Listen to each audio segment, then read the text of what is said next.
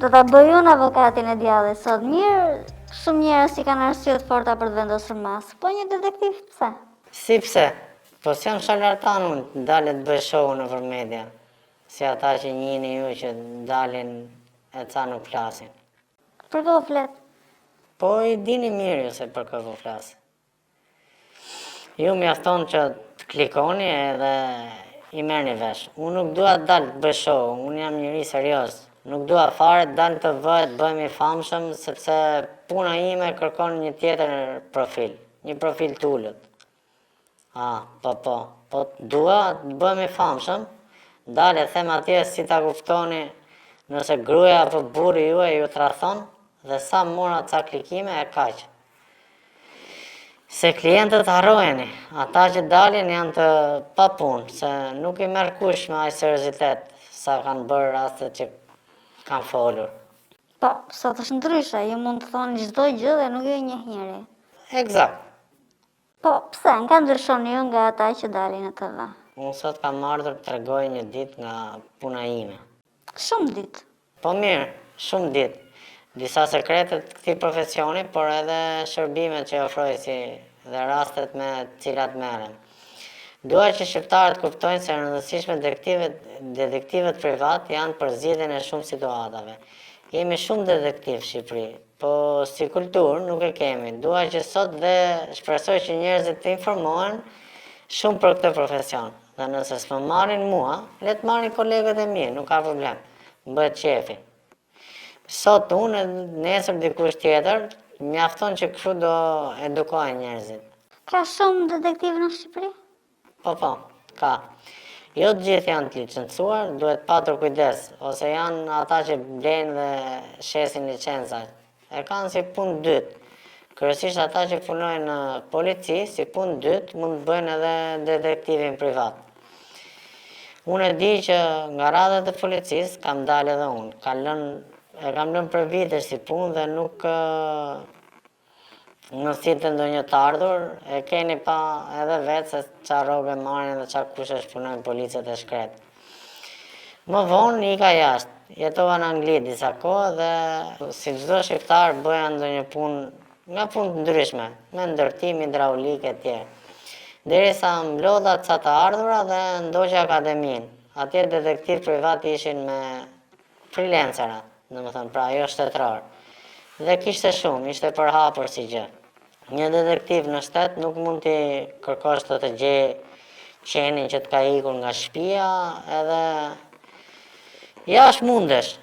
Se jashtë me çfarë nuk merresh shteti, s'do më vinte çudi se janë shumë të kujdesshëm dhe për jetën e kafshëve. Atje interesohen edhe për kafshët. Ka kërkuar ndonjëherë të kërkosh qenin apo e morë thjesht si shembull? Në punën tonë asgjë nuk merret si shembull. Kot pa patur baza.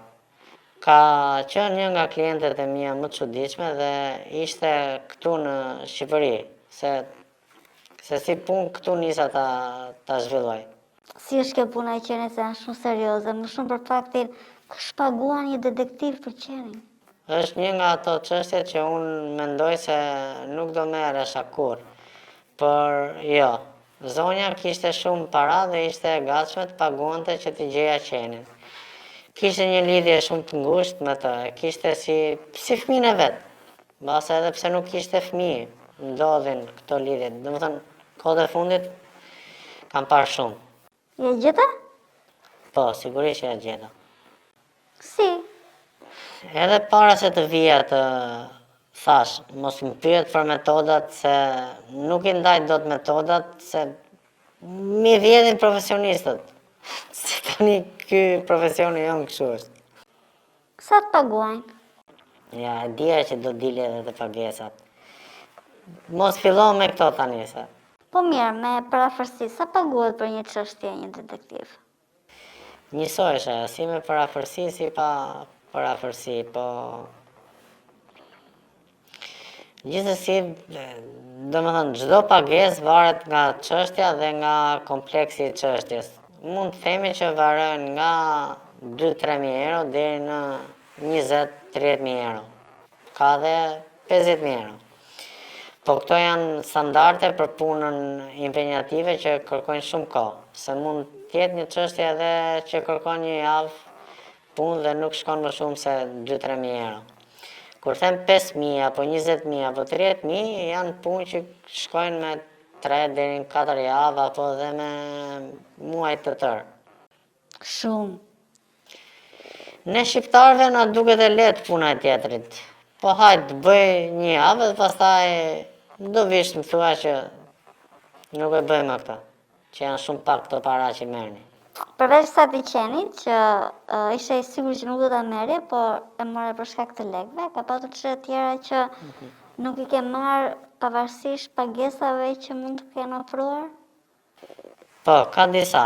Duket e çuditshme, por ka, sepse ka edhe një çështje jo vetëm etike, por edhe ligjore në mes. Dikush për shembull më ka ardhur dhe më ka kërkuar të ndjek dikë që si fillim ma prezantoi si motrën e saj.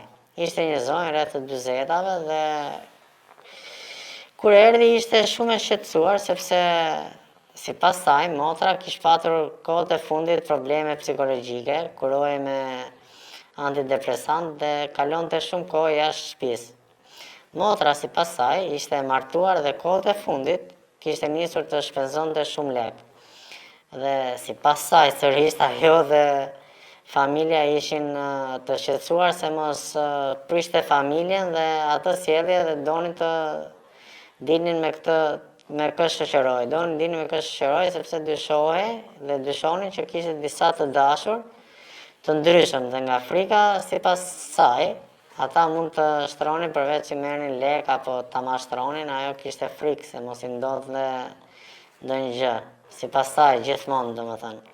Në të tilla raste unë kërkoj gjithmonë certifikatat familjare, pemën familjare e para, për të vërtetuar lidhjen midis personit që do vëzhgoj dhe atij që kërkon të vëzhgohet dhe kartelën mjekësore në këtë rast, sepse kjo e dyta do ta legjitimonte frikën e familjes.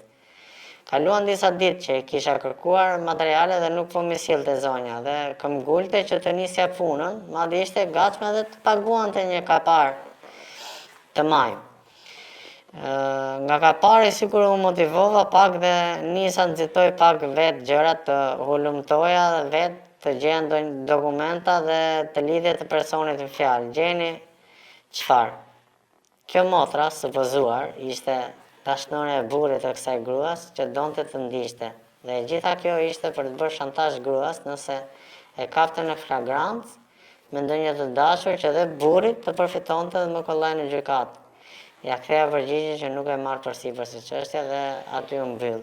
Po të tilla janë shumë. Ka shumë raste, nuk dua të hyj tani me detaje. Çfarë çështjesh tjera? Po ja, ndjem që janë të fiksuar me vajza dhe duan që t'i ndjekin, madje në 2 raste ishin edhe të pajisur me urdhër mbrojtje. Imagjinoni ku shkon djallëzia? Ose burra që janë në prag të divorcit dhe duan të shantazhojnë gratë e tyre për kujdestarinë e fëmijëve në gjykatë. Në lidhje me pronësinë, brenda familjes duan të përdorin mjetet e shantazhit që të bëjnë tjetrin të heqë dorë. Këto për shembull as nuk I llogaris fare, sa do të më japin janë çështje etike sepse nuk dua dhe e përdor punën time për shantazh, nuk është më puna ime. Është ndryshe se mund ta përdorin më vonë si shantazh apo për qëllime të tjera që unë nuk I kam zbuluar. Por ndaj jam profesionist dhe kërkimet para marrjes së rastit janë mirë dhe mund të jenë mirë me sahat. Nëse I bën mirë të shpëtojnë profesionin, nëse nuk I bën mirë, pastaj të plas bomba në dorë dhe shkon për veten dyert e gjykatës. Cilat janë çështjet me të cilat merresh më shumë, për të kuptuar pak a shumë edhe si I klasifikon kërkesat? Merrem me adoleshentë shumë. Familje që duan të jenë në gjurmët e fëmijëve për të patur informacion çfarë bëjnë me jetën e tyre, sidomos në tilla kohë ka shumë kërkesa sepse është rritur shumë pasiguria të familjet që kanë fëmijë në moshën e adoleshencës. Vinë për të kërkuar të afërm që kanë humbur kontakte, vinë për të zbuluar një tradhti bashkëtorë që kjo pastaj është numri 1 në kërkesat e klientave. Tani këtu do na tregosh sa situata se ti e di sa shumë na pëlqejnë këto temat. Po, do ndalemi. Se ka shumë raste. Po para se të shkoj atje ka një lloj paragjykimi që sa herë mendon për një detektiv privat, mundja të shkon, o, bura, ky që zbulon tradhtarët, apo tradhtit. Është shumë klishe kjo. Dhe se di pse, ndoshta edhe pse në televizion kur flitet për tradhtit në panele shkojnë patjetër një detektiv që tregon se si ka kapur gruan e tjetrit dhe tjetrin. Nuk ka asgjë kundër, po kjo nuk është vetëm puna jonë. Ne merrem me investigime dhe mes kolegash nëse dikush mendon se partnerja ose partnerja në biznes ja fut e mashtron për shembull bashkimin e një familje, qetësinë e një prindi me fëmijën adoleshent dhe shmangjen e ndonjë tragjedie. Pra, shumë çështje që shkojnë përtej tradhtisë në çift, ne merremi. Ose më saktë merrem me këtë çështje.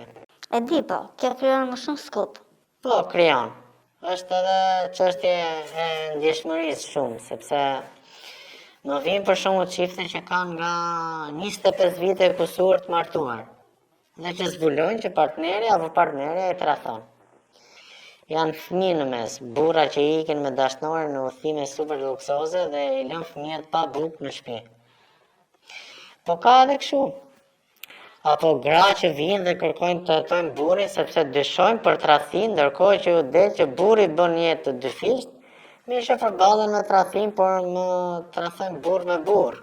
Kjo është e tmerrshme pastaj dhe këto së fundmi janë shtuar shumë si raste. Vetëm këtë vit në 2025 janë bërë 3 raste burrash që tradhtojnë gratë e tyre me burra. Domethënë paktën çka kam patur unë si raste. Kush vjen më shumë për të shet tradhtie? Burri që kërkon të ndjek gruan apo anasjellës? Më shumë janë gratë që vinë, po kush paguan më shumë janë burrat. Po, burrat. Ata më në moshë njëherë që kanë edhe para, por që e din që nuk i përmbushin dot kërkesat krevat, vinë shpesh të dëshpëruar. Përveç se një bosi që s'do harroj, ai e dinte se gruaja tradhtonte më shumë djem të rinë. Ai vetë ishte 65 vjeç, gruaja 50. Eri te puni bindur që gruaja tradhtonte me disa djem. Madje ai ishte i sigurt se 2 prej tyre ishin edhe punojësit e tij me të cilët gruaja kishte shkuar kur kishin qenë me pushime. Duket si film, ju betohem, la shumë ditë pa gjuhë. Unë e di, më tha se gruaja më tradhton, por duhet më sjellësh foto dhe video sepse dua të shikoj se si bën seks me ta, sepse të kam kërkuar të më marrë një ditë që të shikoj, por nuk pranon. Ishi si një lidhje të hapur, vetëm se ky nuk bënte gjë, domethënë. Ja shpjegonte gruaja që tradhtonte, por ky donte ta shifte në video. Ja mundsove fotot e videot? Jo. S'na lejohet. Unë mund të sjell një foto që tregon afrimitetin e gruas tënde me dikë tjetër, një moment intim që kuptohet që është intim, jo ashtuçare fare, se pastaj kalojmë në kategorinë e prodhimit të kontenteve për të rritur dhe sot ai thotë që duhet të shikoj e të kënaqem, por kush e di, nesër e jep më vonë dhe i het në një faqe për shembull. Si çështje ndoqa, vetëm për të treguar me kë i shoqëroi gruaja dhe vendet që frekuentonte, hotelet në Tiranë. Por vetëm kaq, nuk shkova më tej, dhe pse betoj të avija vetë çmime shërbimeve, mos more. Thash vik, mo ç'më duhet mua, thash shkon për një gjë dhe pastaj e ha për një gjë tjetër. Ka patur ndonjë çështje tradhtie pa zakon që të ka habitur? Pa zakon. Jo, s'ka patur ndonjë rast, domethënë, kur thua pa zakon, duhet të jetë brenda rrethit ose ndonjë lidhje e çuditshme. Por jo. Një gjë që mund të quaj suksese që lidhet në çështjet e tradhtisë, por jo vetëm, hyn edhe krimi këtu. Është shantazhi. Kisha një klient, një burr të martuar, biznesmen, të cilit bëshin shantazh me foto me të dashurën, dhe kjo donte të hiqte ndonjëherë reputacionin e tij në shoqëri. Sipas tij dhe të dashurës, dikush kishte hakeruar telefonin e saj dhe kishte marrë foto dhe video komprometuese. Në fund fare, ishte vetë kjo e dashura që kishte vënë një amator ta bënte gjithë këtë dhe nëse ky klienti im do binte viktim, do merrte rreth 200.000 euro. Në rasti pastaj ja kalova policisë për më tej, domethënë. Dikush na pyet, na jepni pak letrën? Si ta kuptoj nëse gruaja më tradhton, cilat janë shenjat dalluese? Duhet të më punësosh. Më punëso dhe ta them, po si fillim duhet të kesh një indicie. Dua të them që duhet të kesh një histori të veprimeve, të analizosh veprimet, sjelljet, rutinën e kohëve të fundit që nëse arrin të gjesh ndryshimin nga koha në kohë, atëherë mund të them që ke një ndryshim të justifikuar disi. Se është tradhti ose jo. Kjo është çështje tjetër, por ke një dyshim të arsyeshëm. Shenjat për shembull mund të nisin nga telefoni, sjellja e saj me telefonin, sa e kujdesshme tregohet tani në krahasim me më parë, diku e linte shkujdesur nëpër shtëpi ndërsa tani për shembull e merr me vete kudo, diku e linte me zile tani e lë me dridhje. Kjo është një nga gjërat për të thënë për shembull sakt fare. Pra, nëse ka një ndryshim në rutinën e saj, mund të ketë ndryshuar diçka. Pastaj është pamja. Kujdesi ndaj vetes, nëse ka nisur të kujdeset më shumë për veten, kjo ka më shumë fiksime për pamjen. Le ta themi kështu, rroba të reja, palestër, mund të ketë diçka edhe këtu. Por më e rëndësishmja, dhe ajo që unë them klientëve të shënojnë para se të nisin çështjen dhe është matja e kohës. Çfarë duan të them? Të marrësh kohën e burrit apo të gruas me gjëra që bënte dikur dhe tani. Nëse shkonte në parukëri dhe duheshin 3 orë, po them edhe tani duan 5 orë është një shenjë. Ose nëse oraret e saj zgjasin në punë, nëse shtohen aktivitetet ose udhëtimet, atëherë mbajini sytë dhe veshët hapur. Këto gjëra nuk gënjejnë. Ti vetë ke ndjekur ndonjë person dhe familjes? Po. Ish gruan e parë dhe të dytë. Farë? Po, e vërtet. Të betohem, me të parën zbulova se më tradhtonte që kur isha në Angli. Kur nisa edhe të trajnohesha për detektiv. Imagjinoje mora, nga Korça e çova në Angli, me ndihmën e vllajt, mundova të krijoja një jetë edhe atje dhe ç'bëri, më tradhtoi me një shqiptar. Dyshoja se nuk donte të bënte fëmijë. Më kish përdorur si karrem për të dalë nga varfëria në shtëpinë e prindërve ku jetonte. Po me të dytën? Okej, me dytën kam 2 fëmijë tani. Po nuk u ndam për tradhtimin këto. Ose le të themi që në një farë forme puna ime ishte bërë se bepse s'më linte krimbi, njëherë në aq kohë e shikoja ç'bënte. Ajo e zbuloi një herë, 2, pastaj nuk e toleroj më. Dhe pati shumë drejt. Po kam qenë në fillimet e mia, më eksitoni shumë si profesion, ndërsa tani e shikoj si më ftohtë, si punë. Të dashur ke? Me fund drejtën tani kam një të dashur stabël. Si stabël, tjera si ke? Nuk thash këtë jo. Thash kam një stabël që do me thënë jam rahat me të. Ama se ndoshta ata që ju ndjekin nuk më njohin, për familja me sigurisht që më njeh sa do të maskohen. Edhe dashur. Po nga klientët që kanë ardhur për të kërkuar ndihmë, ju ka ofruar ndonjëra vete në këmbim të parave, pra si tip clearingu? E ke ndarë mendjet më ndash edhe nga kjo e dashura tani, Po si s'ka, ka plot, por unë nuk e ngatroj punën me këtë gjë. Është shumë e ulët pastaj. Të besoj do me tha. Ja, mos fillon me këto shashka tani.